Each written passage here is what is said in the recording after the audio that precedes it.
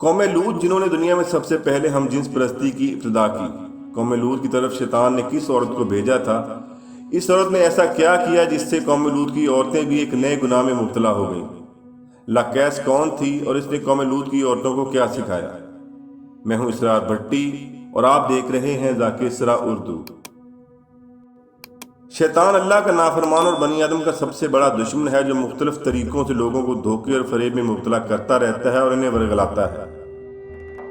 قرآن و حدیث کے مطالعے سے پتہ چلتا ہے کہ شیطان صرف ایک مخلوق نہیں بلکہ ابلیس کی ایک پوری نسل ہے اور اس کی بے شمار اولادیں ہیں۔ قرآن مجید میں شیطانی ذریت کا ذکر ملتا ہے جو شیطان کے چیلے اور اس کے کاموں میں اس کے مددگار اور معاون ہیں۔ بلحان نامی شیطان نمار اور عبادت میں وسوسے ڈالتا ہے، مسعود لوگوں میں افواہیں پھیلاتا ہے اور واسم گھر میں لڑائیاں کرواتا ہے، مرہ گانے بجانے کے گناہ کو عام کرتا ہے، اور اس طرح ابلیس کے کئی بیٹے اور پوتے ہیں جو مختلف کاموں پر مقرر ہیں۔ شیطان کی ان اولادوں میں سے ایک کا نام لاکیس ہے۔ لاکیس دراصل شیطان کی بیٹی ہے جسے ابلیس نے ایک خاص ڈیوٹی پر مقرر کرتے ہوئے قوم لوط کی طرف بھیجا تھا۔ قوم لوط دراصل تاریخ کی ایک طاقتور اور مالدار قوم تھی جو اردن کے علاقے میں آباد تھی۔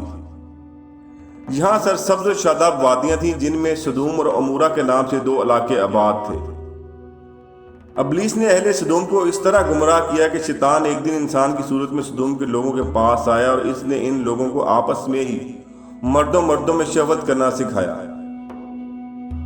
وہ روزانہ بدفعلی کرنے لگے اور یہاں تک کہ اگر کوئی مسافر سدوم کے علاقے سے گزرتا تو یہ لوگ ان مسافر مردوں کو بھی پکڑ لیتے اور انہیں اپنا شکار بنا لیتے۔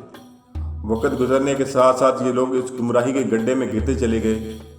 یہ لوگ عورتوں کے بجائے مردوں اور لڑکوں سے زنا کرنے لگے اور عورتوں کی طرف انہیں کوئی رغبت نہ رہی۔ کھلے عام اس عمل کو شہر کے چوک چراہوں پر کیا جاتا اور ان کی محفل میں مردوں کا رقص اور ان کے ساتھ عیاشی اور زنا کرنا ان کا دستور بن چکا تھا۔ اللہ تعالیٰ نے ان کی طرف اپنے بندے اور نبی حضرت لوط علیہ السلام کو بھیجا جنہوں نے اہل سدوم کو اس گندے عمل سے توبہ کرنے کو کہا اور فرمایا کیا تم لوگ وہ بے حیائی کرتے ہو جو تم سے پہلے اس زمین پر کسی نے نہیں کی؟ تم مردوں کے پاس جا کر اپنی خواہش پوری کرتے ہو اور عورتوں کو چھوڑ دیتے ہو۔ تم لوگ تو حد سے گزر چکے ہو۔ لیکن قوم لوط پر ان کی وعظ و نصیحت کا کوئی اثر نہ ہوا، بلکہ وہ الٹا لوط علیہ السلام کے خلاف ہو گئے اور انہیں مجبور کرنے لگے کہ تم اتنے ہی نیک اور پاک ہو تو اس بستی سے نکل جاؤ۔ اہل سدوم کا مردوں سے زنا کرنا اور بدفعلی صرف ایک گناہ ہی نہیں تھا بلکہ وہ اس عمل سے خدا کے بنائے ہوئے خاندانی نظام کو تباہ کر رہے تھے اور ایسے سنگین جرم کی ابتدا کر چکے تھے جس سے افزائش نسل کا پورا قدرتی نظام برباد ہو رہا تھا۔ جب قوم لوط کے مردوں نے اپنی عورتوں سے قربت کرنا اور ان سے خواہش پوری کرنا چھوڑ دیا تو ابلیس کے لیے یہ ایک سنہری موقع تھا کہ وہ اس قوم میں ایک نئے گناہ کی ابتدا کرے۔ لہذا ابلیس لعین نے اپنی بیٹی جس کا نام لاکیس تھا اسے اہل سدوم کی طرف بھیجا۔ لاکیس جنات میں سب سے زیادہ خوبصورت اور حسین و جمیل تھی۔ ابلیس نے اسے حکم دیا کہ وہ خوبصورت عورت کی شکل اختیار کرے اور قوم لوط کی عورتوں کے پاس جائے اور انہیں ہم جنس پرستی سکھائے جنہیں ان کے مردوں نے چھوڑ دیا ہے۔ لہذا لاکیس ایک خوبصورت عورت کی شکل میں ان کے پاس آئی اور ان کی عورتوں سے کہنے لگی، میں تباہ ہو گئی، میں برباد ہو گئی۔ میرا شوہر مجھے چھوڑ کر ایک نوجوان مرد سے بدفعلی کرتا ہے، لہذا اب میری جوانی اور میرا حسن سب کچھ تباہ و برباد ہو گیا ہے اور یہ سب یوں ہی رائے گاں جائے گا۔ یہ سن کر قوم لوط کی دیگر عورتیں بھی واویلا کرنے لگیں اور اپنے شوہروں کو برا بھلا کہنے لگیں۔ پھر لاکیس نے ان عورتوں سے کہا کہ ہم بھی اپنے مردوں سے بے نیاز ہو جائیں گے جس طرح وہ ہم سے بے نیاز ہو چکے ہیں۔ ہم سب کو ان مردوں کی کوئی ضرورت نہیں، ہم اپنی خواہشات کو آپس میں ہی پورا کر سکتے ہیں۔ اس پر ان عورتوں نے لاکیس سے پوچھا کہ وہ کیسے؟ لاکیس قوم لوط کی ایک رئیس اور خوبصورت عورت کے پاس آئی اور اس کے ساتھ بدفعلی کی۔ اس رئیس عورت کو یہ عمل بہت پسند آیا، لہذا وہ عورت سدوم کی دوسری عورتوں کے پاس گئی اور ان سب کو بھی اس طرح کرنے کو کہا اور اس طرح عورتوں کے درمیان ہم جنس پرستی کے اس طریقے کا آغاز ہوا۔ جب مردوں نے دیکھا کہ ان کی عورتیں عورتوں کے ساتھ شہوت پوری کر رہی ہیں تو ان مردوں نے اپنی عورتوں کو اس بدفعلی سے منع نہیں کیا، وہ خود بھی ہم جنس پرستی کے گناہ میں ملوث رہے۔